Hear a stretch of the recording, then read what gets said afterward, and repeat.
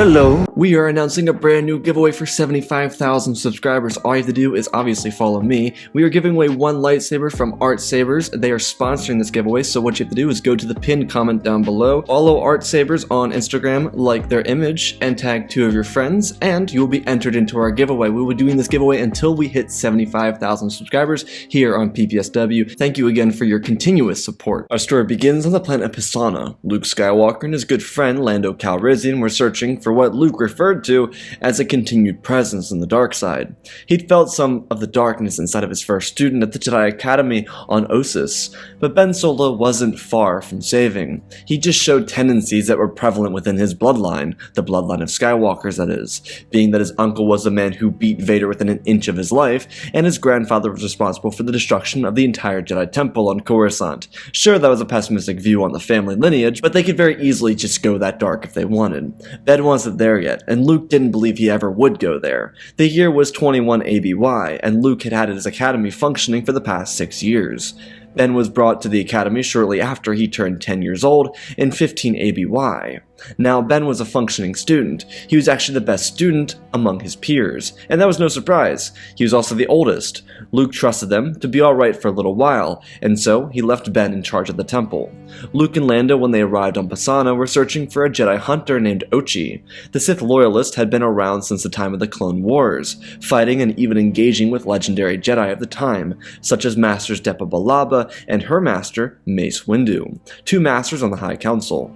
Ochi had just returned from a mission on behalf of the Emperor, unsuccessful, but it resulted in the death of a clone of Palpatine, one that the evil Sith Lord had released because he was essentially useless. The clone named Dathan was unable to use the Force. Ochi was sent to find the man and his family because the Dark Lord believed that Dathan's child was Force sensitive.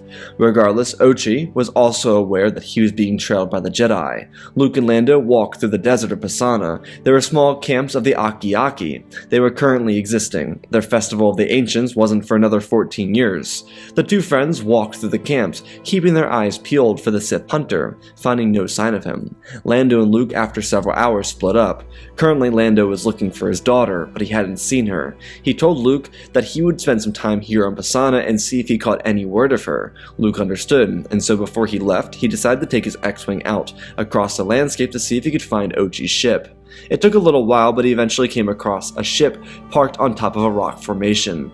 Luke landed the vessel near the ship and ventured up to the inside of it. When he got to the interior of the ship, he found it to be abandoned. He was genuinely disappointed because he wanted to squash the dark essence in the Force, whatever or whoever it was. When Luke left the starship, he looked out across the sands, and as he did, he noticed a small patch of quicksand. He could tell what it was because of the colors that were much different than the regular sands of the planet. He knew the risk of going down into it, but if it meant he could help maintain the balance his father restored, then he would. Luke always knew that no matter what, bringing balance to the Force only meant that for a period of time, there would be balance. However, darkness would always rise, and he wanted to avoid that happening. Luke made his way down to the sand pit and got sucked in. When he fell down into the cave system, he ignited his lightsaber and looked around, finding nothing. Luke walked through the caves and heard the sound of scrambling. He stopped in his tracks and saw Ochi. The Bastoon man lunged forward with his weapon. Luke sidestepped him and dragged his lightsaber across the Jedi Hunter's chest. Back in the day, he would have provided more of a challenge, but after being down here for several days, Ochi was already on his deathbed. It just wasn't made clear yet. Luke looked down and he picked up the weapon that Ochi dropped. When his hand touched the weapon, he felt a great shock from it. There was death that had just happened on this blade, and it happened since it was created too. Luke spun the dagger around and he saw the dialect of the ancient Sith. He could read parts of it, but not all of it. Most of the ancient Sith language used here was derived from the ancient Jedi, which Luke was all too familiar with, having spent the last 16 years since Endor learning the ways of the ancient Jedi. Of course, the only difference here being a couple different syllables and symbols used. Luke scanned over the weapon again and again. It was getting hard to see, so he placed it on his belt and closed his eyes. He used the Force to find himself an exit out of the cave system and leave. When he entered the bright sun, it was a little too bright. Transitioning from pitch black to brightness was a bit of a culture shock. But once Luke's eyes adjusted, he looked down at the dagger again. He read over the weapon and then got the coordinates, though he couldn't believe it. He never thought he'd have to return. Luke got back to his X-Wing and lifted off from the surface of Pasaana, setting his coordinates for the Endor system. When Luke exited hyperspace, he flew towards one of Endor's moons, more specifically the ocean moon of Kelbrur. As Luke piloted down the ship into the atmosphere, he looked around and found the wreckage of the second Death Star. Luke didn't land on the main complex because he knew he had to get a good read for the map, so instead he landed on a small mass outside of the Death Star wreckage. There wasn't anywhere else to land aside from the interior of the vessel, so he couldn't do that yet. Luke had his suspicions about where the Sith Wayfinder was and where it could be found. However, he wanted to be entirely sure before he went to the place where the Sith apparently died. Luke took the weapon and examined it, opening up a little hook from the bottom part of the blade. He then held the weapon up and used it to scan the side of the Death Star wreckage until he found himself at a position. It matched up perfectly, and it looked like it could be only exactly where he suspected it to be. The oceans here were massive, crashing down against the surface of the wreckage. Luke had to be careful with where he was going to land his ship. When he found himself a landing spot on dry land, he exited his X-Wing and walked through the halls of the wreckage of the Death Star. His mind was haunted by the memories he had of this wretched place, standing next to Darth Vader walking through the hallways, watching Imperials looking at him. He could feel their dirty glares and the disgusted feelings when they saw him. Luke couldn't blame them after all. He blew up the first Death Star, and they had perfect reason to have animosity towards him when they saw him. Of course, the inverse of those memories, when he dragged the lug of weight that was a suit of Darth Vader down the halls from the Emperor's throne room. The stench of the dark side still so present in the Force. It was everywhere inside of the Death Star. However, it was much worse inside the throne room. The Emperor's throne room was a haven for the dark side. Luke walked up the steps, seeing the wreckage that remained from when his father defeated the Emperor. Luke found a panel and pressed on it, shooting the door open. Luke looked around, putting his hand over his lightsaber as he stepped into the room. The doors behind him locked. When he looked up, he heard Darth Vader's breathing. Luke ignited his weapon, looking around, and when he turned the corner, he saw his young student, Ben Solo, standing with a red cross-guard lightsaber. The crystal wasn't balanced, and it was shattered in a way, as the lightsaber was constantly flickering. Luke raised his blade before seeing the death of Leia and Han. He then saw the destruction of everything he loved, and in a moment, he thought he could stop it. And within that same moment, he was thrown from the room. His hand held the Sith Wayfinder.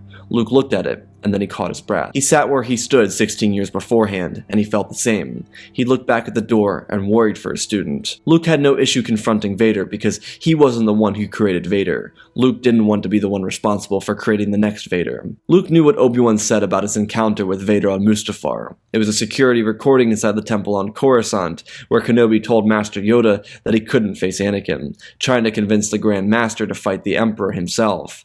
Yoda forced Obi-Wan to face Vader. Luke felt that in this moment. He knew, though, that he could stop it from happening. Luke jumped to his feet and looked around again, a little paranoid about what he just felt. When he got back to his X-Wing, he plugged the Wayfinder into the console of his starship and set the coordinates for Exegol. He discreetly took off for the Sith home world. After several hours of traveling through space at high speeds, he arrived at a planet as blue as Ilum. However, this was so much darker. He could feel something so familiar about this place, but it was so cold, so dark. The closer to the surface Luke got, the colder he felt inside of his chest. When the X-Wing landed, he popped out of the vessel and stepped towards the massive structure. Luke was familiar with these Sith temples. Ahsoka, who was essentially his aunt, told him about all these temples and the one on Malachor where Vader almost killed her. She mentioned how grandeur these temples were and how powerful the dark side they truly were. Luke walked forward with caution, trusting the Force as he did when he first faced the Emperor on the Death Star. When he got to the center of the temple, his heart fell into his stomach, and he got on a large lift that slowly lowered him beneath the temple. Around him, he saw massive Sith structures. There were relics and statues that lined the halls. When he got to the bottom of the lift, Luke hovered his hand over his lightsaber. He saw and heard the sound of mechanics working. Lightning flickers and the sound of grumbling. Luke grabbed his lightsaber off his belt and walked forward without igniting it, his black robes trailing behind him with each and every step he took. When Luke entered the room, he was confused beyond belief. He saw massive tubes with these disgusting beings inside of them. In the corner of the room, he saw something familiar. Of course it was familiar. It was his hand. the same hand cut from his body on Cloud City. Luke ignited his weapon and continued walking forward. Around the corner came a dozen red royal guards. Luke had no fear of them, shooting his arms forward and blasting them with the Force. The Skywalker rounded the corner and saw a massive-looking arena. Inside of it looked like thousands of hooded people. Luke's eyes widened, assuming that the Sith had rebuilt to an exorbitant size while he was in control. But this was just not true. These beings were not Force-sensitive. They were Sith loyalists. Luke then heard an older voice, with the same evil deepening in it. Luke turned around after being called young Skywalker. It was the Dark Lord of the Sith himself. Somehow, Palpatine survived. There was no feasible way, but it was the truth. Luke had nightmares about Palpatine for over a decade, and never did he think that they were ever related to him being alive. Truthfully, they weren't. They were just trauma in the shape of the most evil being in the galaxy he'd ever confronted. Luke raised his lightsaber as the evil Sith Lord began to cackle, but cough. Skywalker could tell that Palpatine was weak, and then it all made sense. Palpatine, before dying physically, used the Force to essence transfer here. However, the clones for him here were not yet complete, considering Palpatine was being hoisted above the ground on a life support system. Skywalker looked at Sidious and then back to the Sith Eternal. The Sith Lord laughed again, telling Luke that there was no way for him to be killed. If Luke killed him, then the Sith would pass into him. It was the effectiveness of the rule of two. Every Sith lived within Sidious now. Luke grinned, deigniting his lightsaber and looking up at the Sith Lord. Sidious grinned as well. He raised his decrepit hands. However, Luke wasn't going to play this game twice. He reached up with the Force and snapped the life support system above Palpatine. The Sith Lord panicked. He tried shooting lightning at Luke, but the Jedi Grandmaster raised his left hand and absorbed all the lightning into his hands without the blink of his eyes. Sidious used all of his energy before his life drained out before him. The second Sidious's life vanished, the entire temple shattered. A massive burst was sent through the ground on the planet. Luke could feel the rumbling. The sound of Star Destroyer engines could be heard. Luke Skywalker didn't want to know what that meant, but he ran. The entire temple was crumbling from the inside out, and as the temple broke, so did the ground of the planet, which, for all the currently grounded under construction Star Destroyers, meant that they were imploding on themselves. The first reactor setting off a chain of explosions that rattled through the rest of the fleet. Luke hopped up onto the lift and used it to propel himself back up to the ground level. When he got up there, he booked it for his X-Wing and jumped in, lifting the vessel off of the ground. Luke would have really liked to have learned how Palpatine returned from the dead, but he couldn't know now. The entire planet of Exegol exploded. The Sith Eternal and all the labs and temples across the galaxy dedicated to the Sith deteriorated, exploding, disappearing, all of them shattering and becoming nothing but dust. The Sith were dead. Luke, once he jumped into hyperspace, pondered what all this could mean. There was one place Luke had to visit before he could go back to Ossus. But sitting here in the cockpit, he realized what had happened. Luke understood the death of Palpatine, as when Vader destroyed him, it had a similar effect on Vader burning on Mustafar. But instead of losing 4 limbs and being burnt nearly to death, Palpatine's original host body was completely destroyed. His essence was dark, but it no longer had the power of the original host. When Palpatine transferred into the new host, the body began to deteriorate because of the immense power that Palpatine possessed within his soul. The body began to collapse on itself, and Palpatine began to rot and decompose. If Palpatine's cloning was finished, surely he would have returned to his former power. The way Luke understood it is that Palpatine had all the infinite knowledge, but he didn't have the power to use it within the body he had. Within the confines of the Force, once he was thrown into the reactor shaft, Luke and Leia became the predominant power in the Force itself. Since both of them emitted the light, the Force was placed into balance. Ahsoka, having dealt with the dark side users, didn't upset the cosmic balance because those users were just like parasites on the Force. It was the same case for Palpatine. He originally was almost a functioning heart in the Force, but when he was removed from his height of power, he became nothing but a parasite, nothing more than an unfindable itch. It made perfect sense to Luke why he hadn't found him, realizing that had he not found Ochi, there's no knowing what the greatest Sith in the galaxy could have ever done.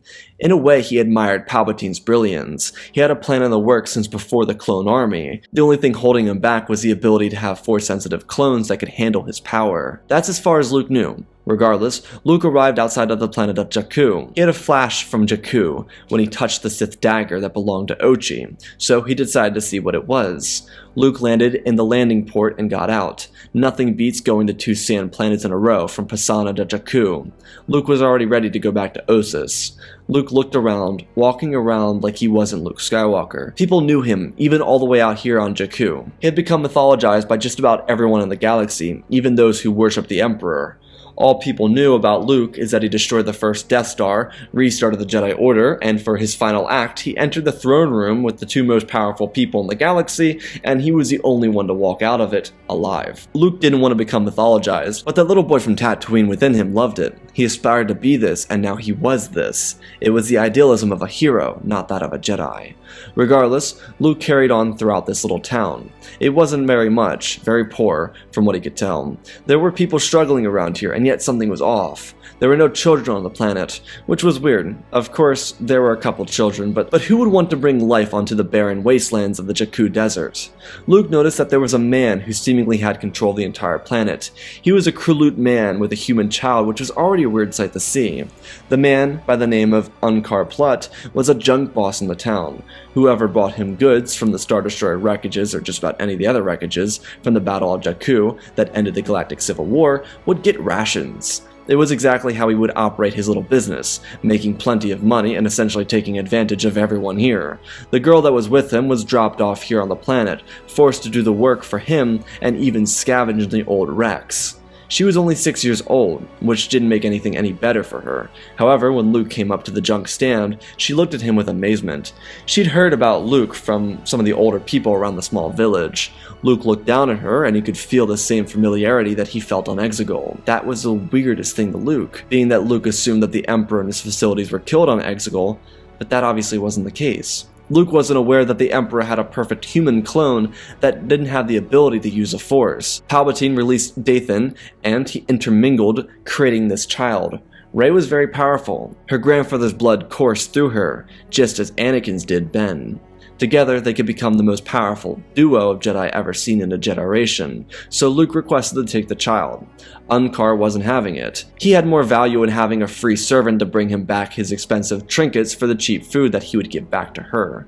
Luke flashed some credits at him. These credits would go a long way for him, and so he took it. Rey was handed over to Luke, and so he took the girl back to the Jedi Temple in Ossus. The little girl was amazed. She didn't know there was this much green in the entire galaxy. When she arrived, she was welcomed into the Jedi Academy with open arms, being that she was the youngest of the group. When Luke returned, his oldest student confronted him, so he went aside with Ben Solo and asked what was wrong. Ben told Luke that there was an individual who had entered his mind, and he'd been there for the past couple of years, ever since he joined the Jedi Academy, to be more precise. The voice was kind, subtle, and friendly, but in the last 48 hours, the voice became angrier, more powerful, more spiteful, if you will. Ben didn't understand what was going on, but Luke had a hunch, one that he didn't know if he wanted to explore or not. Luke told Ben that he would explore his mind and see if he could find out what it was. Ben nodded his head and asked what to do. Luke told his nephew to lay down, and Luke would focus on the Force, see if he could call out to this voice and find it. Ben listened and lay down on the grass. Luke got down on his knees and reached out his hands. Using the Force, he dug into Ben's mind and used Ben's voice to call out, requesting for advice and for help. The voice returned. Luke could feel it. It was deep, brooding, and it was powerful. Luke concentrated on the voice presenting itself to where the voice was, without it knowing. When Luke opened his eyes, he was sitting in a red room. In front of him was a throne, and on that throne was the ugliest looking being he'd ever seen. He wore golden robes, and he had a Sith ring on his finger. Luke focused more on the individual, using his vast knowledge and power in the Force to go deeper into the Force, connecting into Snoke's mind, and then he saw something truly horrific. In about 12 ABY, Snoke was released from the labs on Exegol. Luke's eyes were fixated on Palpatine that could maneuver himself by himself. It seems that Palpatine had regressed relatively quickly ever since his demise, and that he had been manipulating this creature to rebuild his empire for him. It turned out that Snoke, once Palpatine had been killed by Luke, began to go on a rampage because he's no longer being in control. He'd gone through the entire exercise with Palpatine, but Snoke was unaware that he was being controlled by Palpatine the entire time. Snoke didn't even know that Palpatine was controlling him. The second Palpatine was gone, Snoke became a free being, with a lot of power in the Force and no mindset on how to build an empire. That genius belonged to Palpatine, and so Snoke had been filled with rage ever since Palpatine's death and mass executed his servants. The First Order, which was brilliantly pieced together by Palpatine, Grand Admiral Thrawn, Grand Admiral Salone, and General Pride, began to crumble from the inside out, specifically from the root of power itself. Luke pulled himself out of Snoke's mind. He then severed the connection between Snoke and Ben, so that Ben could be free from the darkness inside of his head. When Ben woke up, he was very confused. But when he asked what was wrong, Luke told him that there was nothing wrong. Everything had been resolved. Once Ben was a bit more cognitive, Luke told him everything that happened. He trusted his oldest student and believed that telling Ben would be the best way to approach everything he just felt. If Luke hadn't encountered Palpatine before he went into Ben's mind, everything could have gone a lot differently. But Luke explained everything that happened. Ben had plenty of questions, especially as to why the voice of Darth Vader was speaking to him. But again, it was just Palpatine. Luke would inform his sister, who was no longer able to operate within the New Republic, about his discoveries. Leia was kicked out of the New Republic Senate when they discovered that she was a daughter of Darth Vader. She was still taken care of by the New Republic, but she just couldn't serve in the Republic actively. She told Luke that the New Republic wouldn't be convinced that the Empire would return without visual proof. So he requested that she come to his Jedi Academy and watch over it so that he could report his findings to the New Republic. When Leia eventually arrived, she was surprised to find Hera Syndulla here as well. Luke called General Syndulla to Ossus so that they could travel together in case one of them got captured. The reason Luke didn't call Han is because Han and Leia were visiting the temple together, and Luke wanted Han, Leia, and Ben to get some time together. He, after all, could sense that there was tensions between Han and Leia. Luke knew Han, and he was, well, Han. He couldn't sit still, but being with his son was certainly something healthy for him to do. Luke and Hera took 2 separate ships off of Ossus, the Ghost, and Red 5, towards the unknown regions. Their journey would take a period of 2 months. They would be bouncing around to several different planets, and eventually they would find a group of Imperial destroyers. Most of them were Victory-class destroyers, but one of them was an unknown kind, much larger than the old Imperial 2-star destroyers. The 2 of them bounced off-world with a hologram footage of what they saw. Hera would take all the information before the New Republic, being that Luke too was associated with his father despite having saved him and defeated him on the second Death Star. The public simply didn't like the idea of the Skywalkers just being involved, especially since the older generation felt the fall of the Republic and didn't want to see it crumble again. When Hera showed the Republic the footage of what she and Luke found in the unknown regions, the entire Hosnian system went into an uproar. Most of it was negative towards Mon Mothma for demilitarizing so quickly.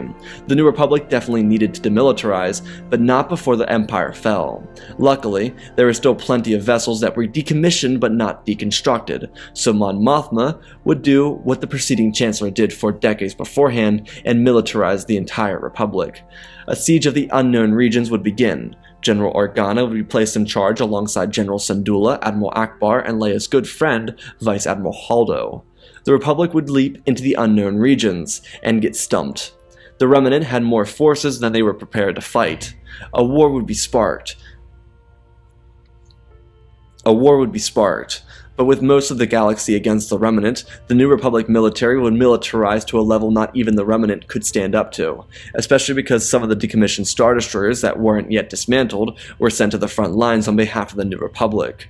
One of those destroyers being a superstar dreadnought recovered from Kuat. The Kuat drive yards completed it, but the Empire didn't have enough crew members to get the ship into the unknown regions before the New Republic captured Kuat. The vessel was too large to deconstruct, and so the New Republic guarded the Super Star Destroyer with a massive fleet, the biggest one the New Republic had that wasn't at the Hosnian system, and it was kept safe until now.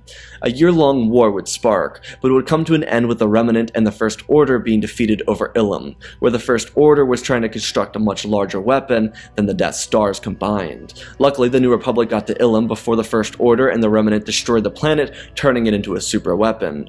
With the final destruction of the Empire, the New Republic would celebrate its final victory. On Ossus, Luke for the past year learned that he had a dyad of the Force with him, which essentially put the stress on him that was shared by Master Yoda during the era of the Republic.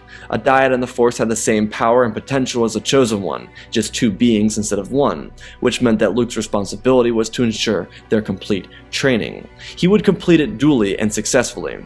Without the mastermind of Palpatine trying to manipulate the two young minds, they would become Grand Jedi, adopting a sibling-like relationship, something that showed the true change that generations can have in a lineage. Palpatine and Skywalker became inseparable. However, Rey got rid of that name and adopted the name of the man who brought her here from Jakku to Ossus and changed her entire life around. It's something that Luke, Leia, and Ben encouraged, because not for nothing, she didn't want to become Master Palpatine in the Jedi Order. It didn't sit right, not yet at least. By the end of Luke's life, he would see Grogu re-enroll in the Jedi Order, and with the beginning of his new order being left in the hands of Grand Master Ben Solo, Master of the Order Rey Skywalker, and the prominent new Jedi Knight Din Grogu, he knew, just as well as Yoda did, that the future of the Jedi was in good hands for the foreseeable future.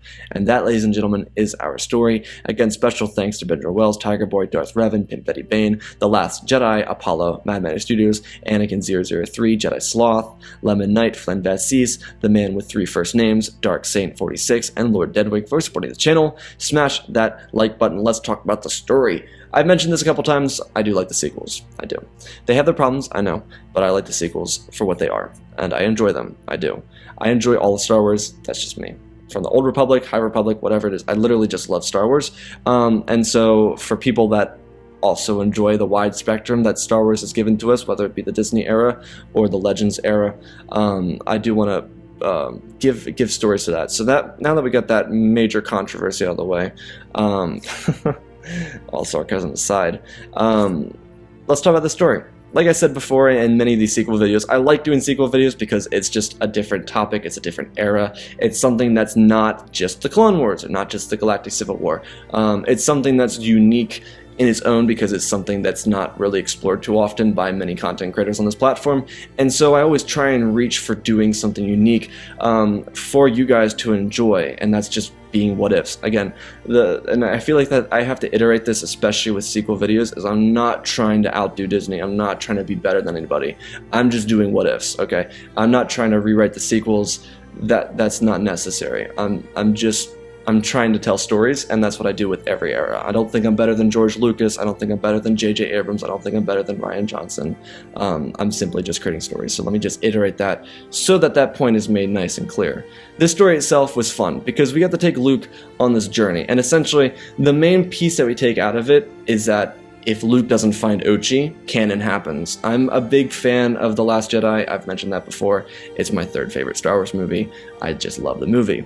However, I think that arc that is for Luke there is really perfection. And so Luke is a very unique character. He's one of my favorite characters in Star Wars, and I think that arc is very special, but it also means that whatever the inverse of that is has to be equally as special, right?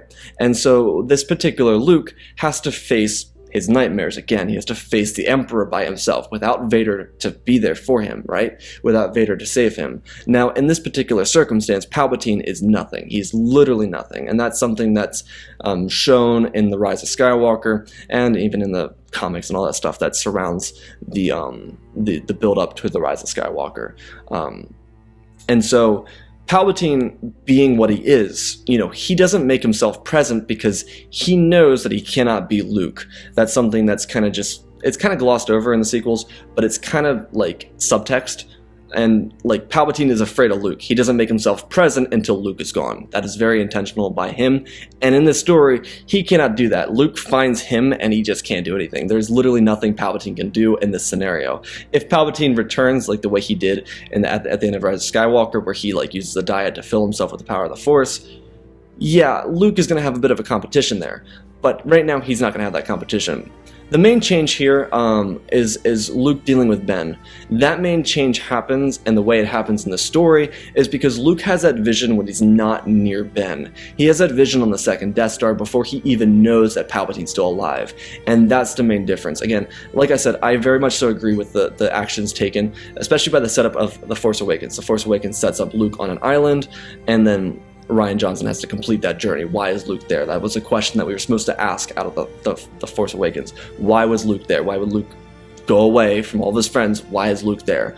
The only answer that makes any sense is what is given in the Last Jedi. And so that particular scene, the Rashomon effect, which is, 3 different versions of the story, the last one being the most accurate representation of the story of what Luke did when he confronted Ben, being that he ignited his lightsaber, felt shame, didn't actually want to kill his nephew. He never wanted to kill him. It was just he acted on instinct, and he was like, shit, I messed up.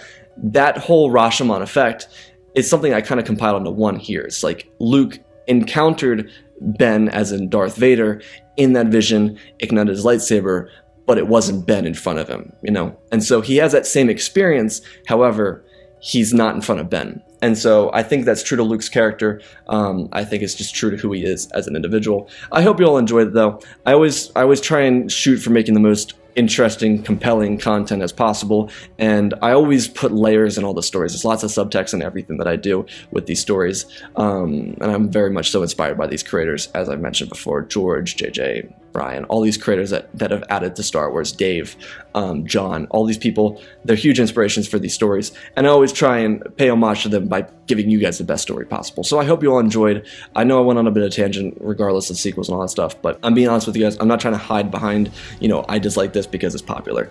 I like it. I do. That's just me. Anyways, I love you all. Spread the love, and always remember, my friends, may the Force be with you.